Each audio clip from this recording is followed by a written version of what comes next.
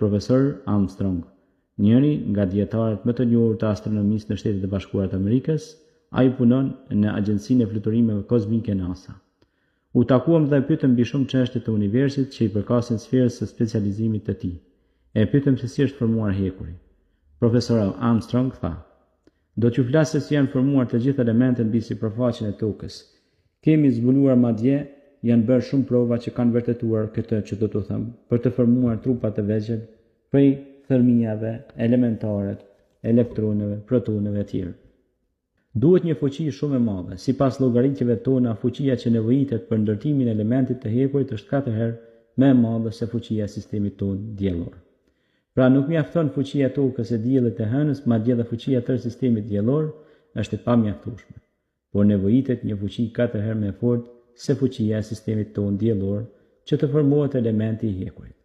Pastaj ai vazhdoi duke thënë: "Për këtë arsye dietarët mendojnë se hekuri është elementi i huaj i ardhur në tokë dhe nuk është krijuar në të." Ne i lexuam fjalët e Allahut: "Wa anzala al-hadida fihi ba'sun shadidun wa manafi'u lin-nas." Dhe ne zbritëm hekurin në cilin ka forcë të fortë dhe dobi për njerëzit. Surja Hadid ajeti 25. Pastaj e pyetëm se a ka në qiell plasarritje. Ai tha: "Jo, ju po flisni për njërin nga disiplinat e astronomisë. Universi është i plotë, këtë gjë dietarët e zbuluan kohët e fundit. Nëse një trup në hapësirë përshkon një largësi të caktuar dhe të njëjtën largësi e përshkon në drejtim të kundërt, do të vërejmë se pesha e këtij trupi në këto dy drejtime është e njëjtë, sepse ky trup është i ekuilibruar. Prandaj dhe forcat shtytëse në të gjitha anët janë të njëjta. Sikur të mos ekzistonte ky ekuilibër në univers, do të kishte përplasje dhe plasarritje." I kuptuam pra fjalët e Allahut të madhruar: "E felem yanzuru ila as-samai fawqahum kayfa banaynaha wa zaynaha wa ma laha min furuj." A nuk shikojnë ata me vëmendje qiellin se si mbi ta kemi ndërtuar atë dhe kemi zbukuruar duke mos pasur në të ndonjë plasarritje.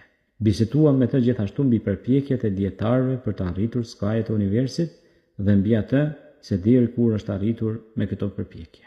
Profesor Armstrong tha: "Ne po mundohemi që të arrijmë skajet e universit, vazhdimisht po i përsosim teleskopet dhe përmes tyre po zbulojmë yje dhe po kuptojmë se ende gjendemi brenda këtyre yjeve dhe se nuk i kemi arritur skajet e universit." Pra përmendet fjala e Allahut: "Wa laqad zayyana as-samaa ad-dunya bimasabiha wa ja'alnaha rujuman lish-shayatin." Ne qiellin më të afërt të tokës e kemi zbukuruar me yje ndriçuese dhe ato i kemi bërë gjuajtës kundër gjajve. Surja Mulk ajeti 5. Pra të gjitha këto yje janë zbukuruese të qiellit të parë.